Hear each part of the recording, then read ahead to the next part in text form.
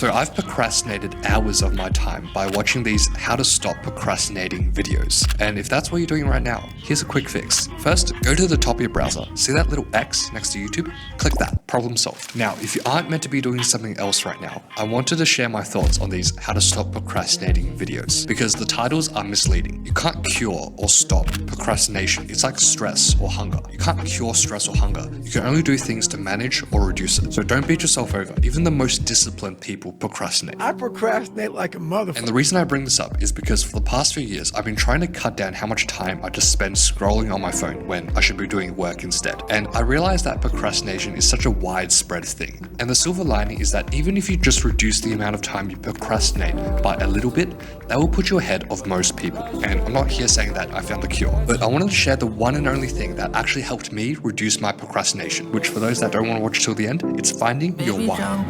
Let's go for a ride. We could be alive, Bonnie and Clyde. Flowers to cry, we would hide from the 5-0. So back in year 8, I was preparing for this selective school entrance test. And this was basically to get into one of Melbourne's top schools, which some of you may know or even go to. So basically you do this test, hopefully pass, and then you get in. But the issue was, it was extremely competitive. And because of that, it was viewed as prestigious, especially in the Asian community. And so there was a big hype over it each year. And with typical Asian parents, I went to 2 tutoring schools, which equal to around 6 hours each weekend. And I did that for around 2 years. And essentially I spent all my weekends, spare time, preparing for the single test. And in the end, eventually, I didn't get in. And honestly, seeing your parents disappointed and all your friends getting their acceptance letters, getting in, that feeling really sticks with you. And it stuck with me all the way to next year, year 9, when I moved schools. And you know how you go to a new place and you kind of like reinvent yourself? That's what I tried to do and not have like a repeat of year 8. But I had to find a way to stay motivated all the time. So I did something that I still kind of cringe at, which is I got a sticky note on my laptop since I use that every day.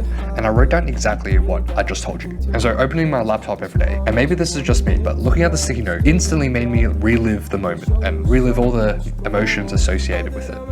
And it kind of made me agitated. But the good thing is it made me agitated enough to stop scrolling on my phone, watching YouTube, and actually do the thing I'm supposed to do. So for me, this sticky note was an endless source of motivation, which is why I kept it at the front of my laptop all the way to year 12. And honestly, just looking at the sticky note from year 9, 10, 11, all the way to year 12, it really helped me take studying more seriously. And that led me to finish my high school journey in year 12 by scoring in the top of my school.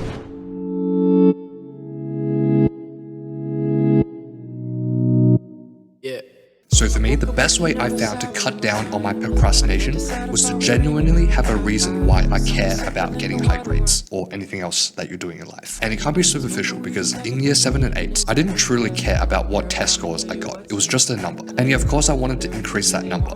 But at the same time, if I didn't, then I'll just forget about it next week. So maybe it did make me uncomfortable that I was getting average grades, but it wasn't uncomfortable enough for me to actually change anything. But after I didn't pass that entrance test, suddenly this number has an emotion attached to it. And it really taps into your primal desires of like not wanting to disappoint your parents or stop being an outcast. And most people don't really talk about this stuff in public, but it's always deep inside your mind somewhere. And these thoughts are especially powerful if they're related to potentially letting down someone else. And this is probably why you're more motivated when you have accountability partners or when you have to do your part of a group assignment rather than if you were just working by yourself. And you might be thinking, okay, Julian, that's a bit extreme. This is going to damage my mental health.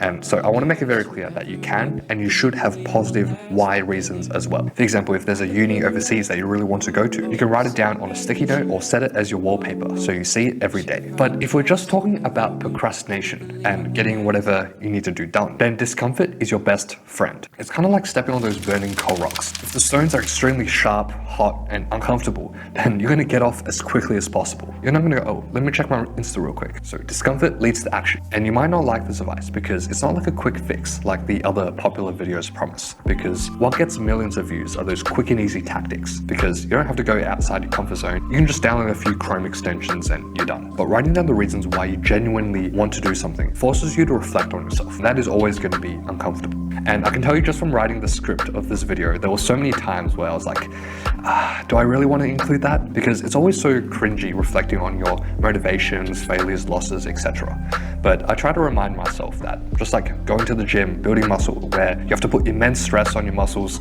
to the stage where there's tiny tears in the fibers. The best thing to do in any situation often just lies outside your comfort zone. So if you watch this far, congrats, you've done better than all the procrastinators out there. But to make this video truly work for you, here's an actionable step. Find the personal triggers that lead to endless motivation for yourself. They can be either positive or negative, and stick it somewhere you can see every single day. And don't say, I'll do it tomorrow.